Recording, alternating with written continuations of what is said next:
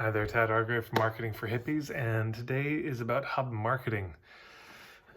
So I was being interviewed for a fellow who does a podcast specifically for people who do online summits, which is a great niche example.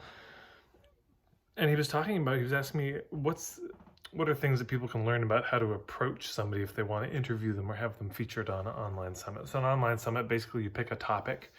So let's say trauma is the topic, and you get some of the best experts to all join together, and they all get interviewed, by the person running it. And sometimes they have little panel discussions, and so it's a kind of getting all this wisdom from different points of view on a particular topic. Yeah. And he was asking me about the mistakes they made because I've been approached so poorly, usually not terribly, but just poorly, no high caliber of approach.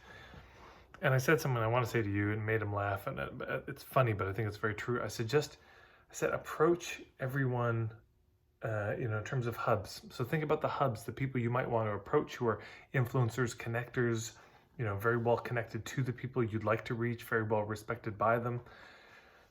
And I said, approach them as if they're on the verge of a nervous breakdown from overwhelm and overcommitting themselves. And you'll do really well in your approach. Because hubs are busy, everyone's busy, but hubs are this extra level of busy because everyone turns to them, everyone sees them as a resource. So in addition to the clients they might get or the work they might get, they're getting a lot of emails all the time, a little 5-minute favor.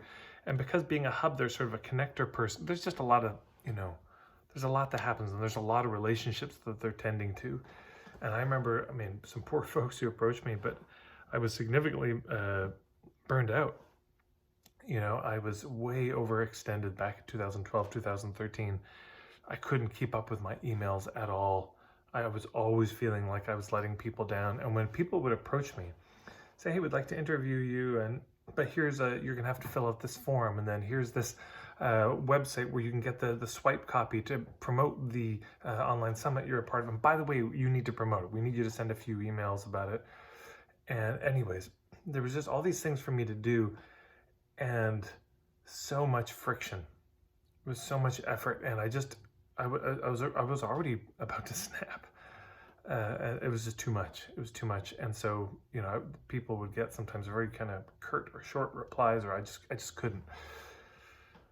And because they were asking a lot of me, they said, could you send us your photo and your bio? It's on my website. I have a bio page, there's an About Me page. You could just go grab that. It's fine.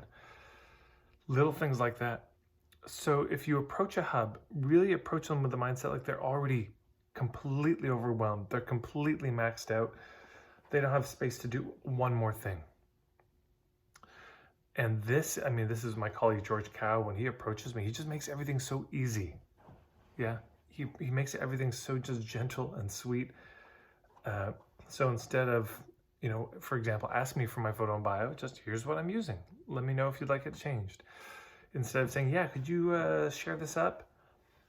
Here's the pre-written stuff. And by the way, I've already put your name in it. I've already personalized it to you. Oh, you mean I can just cut and paste?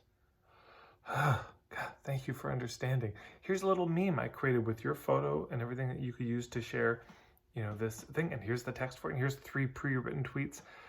There's a lot of ways this can look. But if you just walk into the interaction understanding they're probably completely overwhelmed, they probably have a difficult time saying no. And they're completely burdened. And they're right on that edge of about to snap. If you approach in that way, your approach is going to be extremely courteous. And the worst that can happen is they're not overwhelmed. They just say, wow, this person is very courteous. The best that can happen is it's true. And you wouldn't believe the gratitude that they feel. Oh, I've got a puttering session starting. All right, take care, everyone.